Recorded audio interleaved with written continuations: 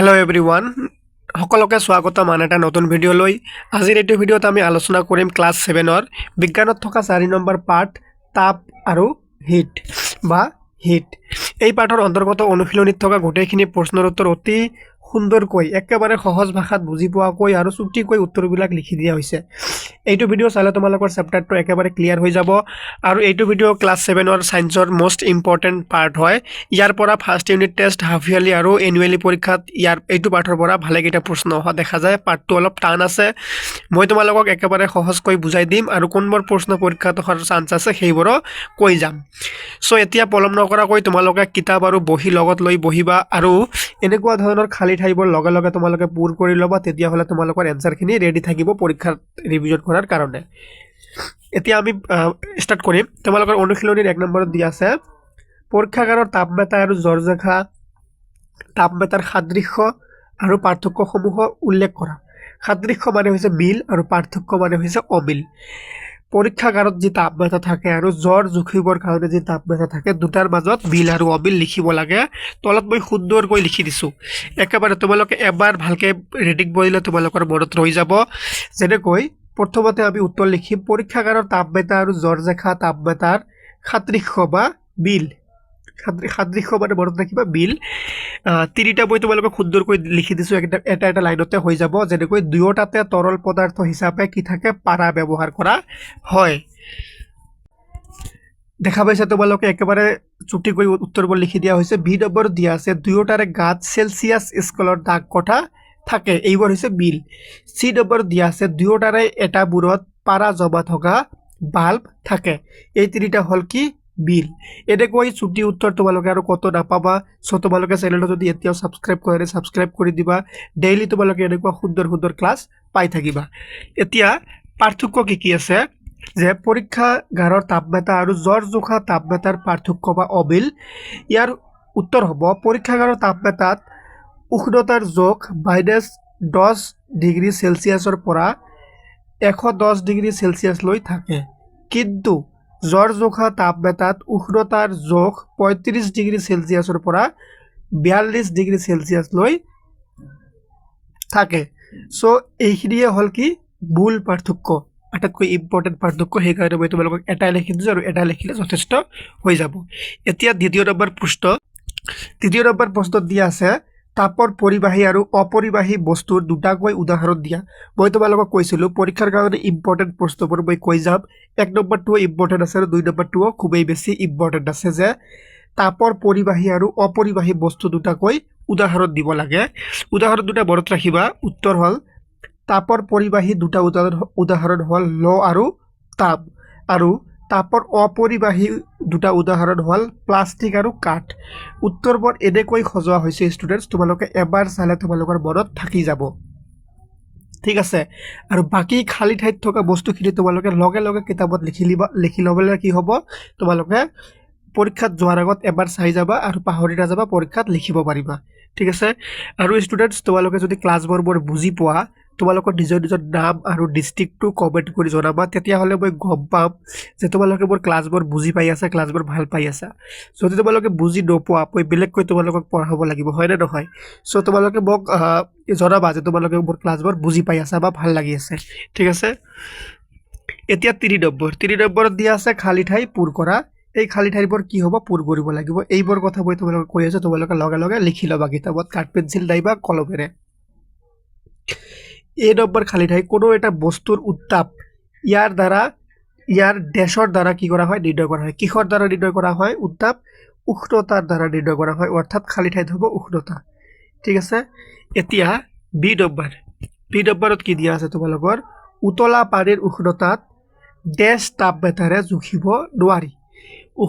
উতলা পানীৰ উষ্ণতা আমি কিহেৰে জুখিব নোৱাৰি? জ্বৰ জোখা তাপমাত্ৰাৰে জুখিব নোৱাৰি। ইয়াত কি হ'ব, জ্বৰ জোখা লিখি লোৱা সুন্দৰকৈ, হৈ গ'ল। এতিয়া নেক্সট কুৱেশ্যন দিয়া আছে চি ডিগ্ৰী ডেছ এককত উষ্ণতা জোখা হয়। ডিগ্ৰী কিহৰ এককত উষ্ণতা জোখা হয়? এইটো হ'ব চেলচিয়াছ। তোমালোকে এছামিছতো লিখি ল'ব পাৰা, নাইবা অকল চি লিখি দিলেও হ'ব।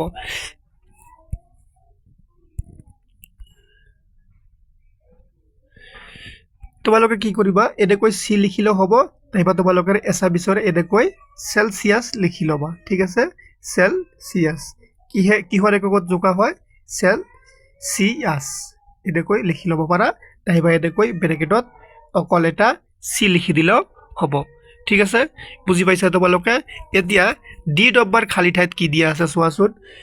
ডেশ প্ৰক্ৰিয়াৰে তাপৰ সঞ্চালনত মাধ্যমৰ প্ৰয়োজন নহয় কিহৰ ইয়াত হ'ব বিকিৰণ প্ৰক্ৰিয়াৰে তাপৰ সঞ্চালনত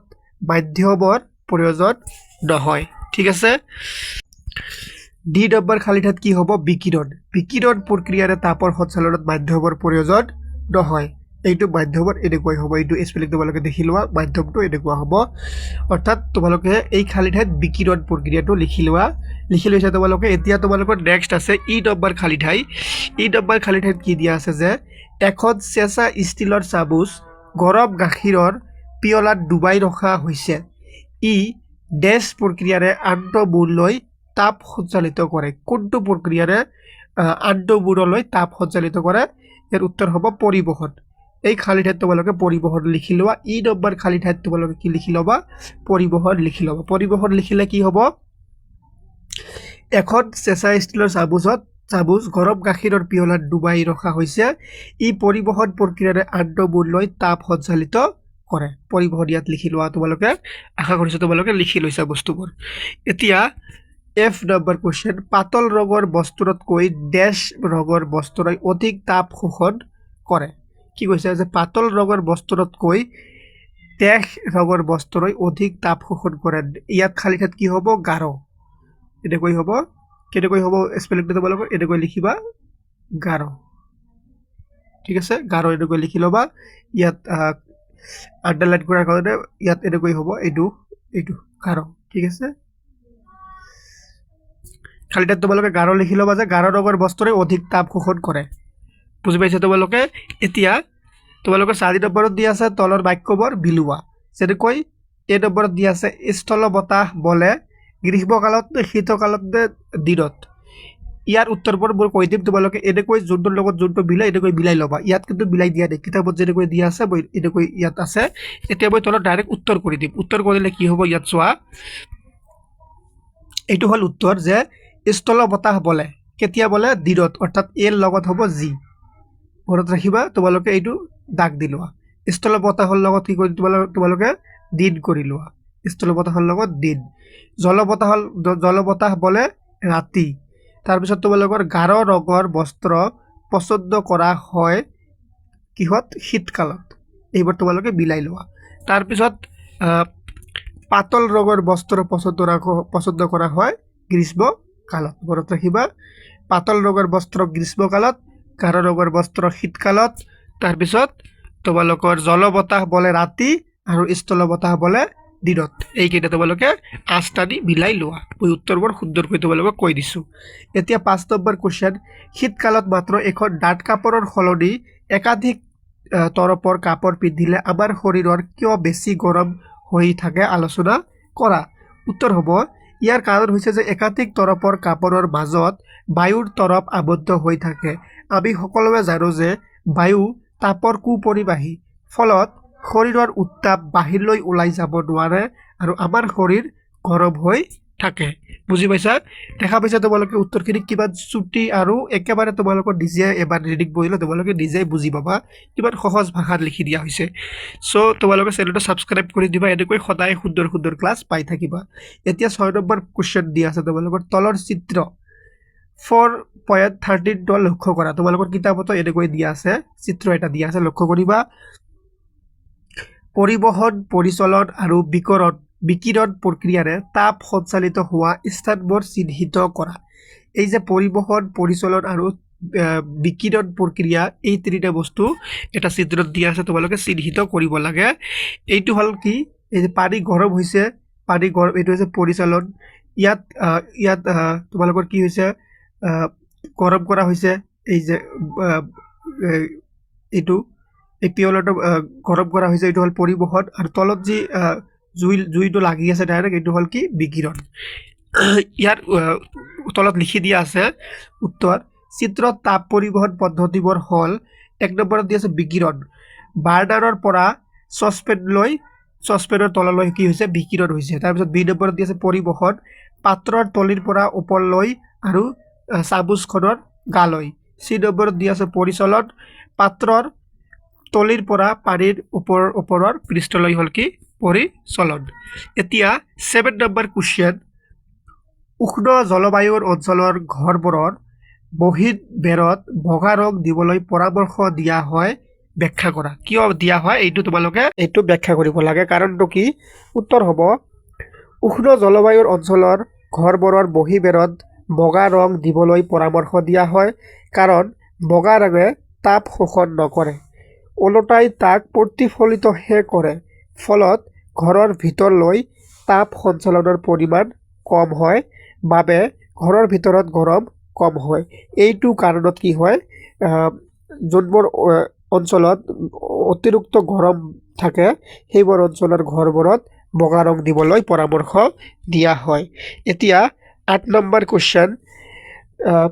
30 ডিগ্ৰী সেলসিয়াছত থকা 1 লিটাৰ পানী 50 ডিগ্ৰী সেলসিয়াছত থকা 1 লিটাৰ পানীৰ লগত মিহলি কৰা হল মিশ্ৰণৰ উষ্ণতা কিমান হ'ব ইয়াৰ উত্তৰ হ'ব ইয়াত চাৰিটা অপচন দিয়া আছে যে 80 ডিগ্ৰী সেলসিয়াছ হ'ব বি নম্বৰত দিয়া আছে 50 ডিগ্ৰী সেলসিয়াছতকৈ বেছি কিন্তু 80 ডিগ্ৰী সেলসিয়াছতকৈ কম সি নম্বৰত দিয়া আছে 20 ডিগ্ৰী সেলসিয়াছ আৰু ডি নম্বৰত দিয়া আছে 30 ডিগ্ৰী সেলসিয়াছ আৰু 50 ডিগ্ৰী সেলসিয়াছৰ মাজত ইয়াৰ শুদ্ধ উত্তৰটো কি হ'ব 30 ডিগ্ৰী সেলসিয়াছ আৰু 50 ডিগ্ৰী সেলসিয়াছৰ মাজত হ'ব মিশ্ৰণৰ উষ্ণতা এইবোৰ দিছে এমসিকিউ এতিয়া আছে তোমালোকৰ 9 নম্বৰ কোৱেশ্চন মগ এটাত থকা 40 ডিগ্ৰী সেলসিয়াছত উষ্ণতাৰ পানীৰ 40 ডিগ্ৰী সেলসিয়াছ উষ্ণতাৰ লোৰ বল এটা ডুবাই দিয়া হল তাপ কি হ'ব এতিয়া চাৰিটা অপচন দিয়া আছে প্ৰথমটো দিয়া আছে লোৰ বলৰ পৰা পানী লৈ উষ্ণ সঞ্চালিত হ'ব বি নম্বৰত দিয়া আছে লোৰ বলৰ পৰা পানী লৈ সঞ্চালিত নহয় বা পানীৰ পৰা